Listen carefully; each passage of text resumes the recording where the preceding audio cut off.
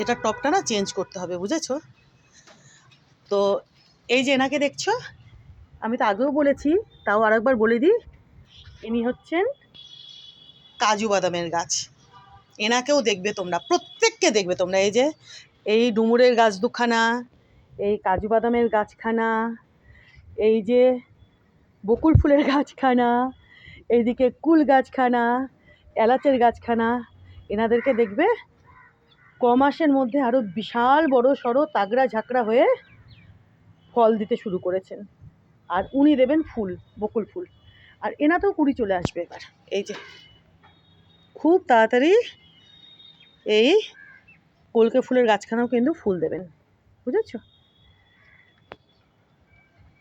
দেখো, আর এই যে এদিকে দেখো, এটাকে না সরাবো ভাবছি। এই যে দেখো, এই যে বুঝতে পারছো কারি পাতার যে গাছখানা, এটাকে না এখান থেকে ভাবছি সরাবো। টব তো ভালোই বড় টবে আছে লাগানো, দেখো বুঝতে পারছো, বেশ বড় টবে লাগানো আছে। তো ভাবছি এই যে এই কারি পাতার গাছখানাকে এখান থেকে সরিয়ে অন্য কোথাও রাখবো,